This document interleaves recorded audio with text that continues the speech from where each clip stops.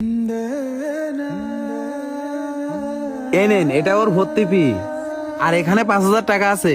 এই 5,000 টাকা আপনারে দিলাম, এই 5,000 টাকা আপনি রাখেন। না না ভাই, লাগবে না, রাখেন আপনি। আরে রাখেন তো আপনি, কোনো সমস্যা নেই। না না ভাই, ঠিক আছে। আমি প্রতি মাসে এইভাবে আপনারে দিবানি হাত খরচ।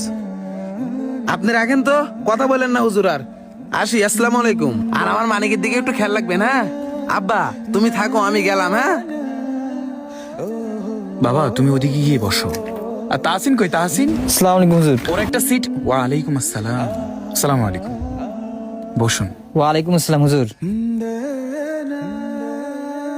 হুজুর, আমার ছেলেটাকে ভর্তি করতে আনছি। আমার অনেক বড় আশা আমার ছেলেটাকে যেন হাফেজ বানাইতে পারি। আর ওরও অনেক আগ্রহ আছে, তাই আপনার কাছে আসলাম। মাশাআল্লাহ। আচ্ছা তাহলে নাজরা বিভাগে তাকে ভর্তি করে দিই, কি বলেন? হ্যাঁ, ওরে আপনার মতন করেই দেখেন। আর যদি গায়ে হাত তোলা লাগে ওইটা নিয়েও কোনো সমস্যা নেই, আপনার মতো করেই লালন পালন করেন। আপনার কাছেই তো বেশি টাইমটা থাকবে, তাই না? ঠিক আছে হুজুর, আমার ছেলে আপনার কাছে দিয়ে গেলাম। ওরে সেইভাবে লালন পালন করে বড় করেন, যেন বেয়াদব না হয়। ইনশাআল্লাহ। সবচাইতে বড় বিষয় হচ্ছে আপনি ওর বাবা, আপনি ওর জন্য খাস করে দোয়া করবেন। আর তোমারও যদি ইচ্ছা শক্তি থাকে, ইনশাআল্লাহ আল্লাহ কবুল করলে ইনশাআল্লাহ তুমি অবশ্যই কোরআনের হাফেজ হয়ে বের হইতে পারবা। ঠিক আছে হুজুর, আমি অনেক চেষ্টা করব নিজের অনেক পরিবর্তন করার।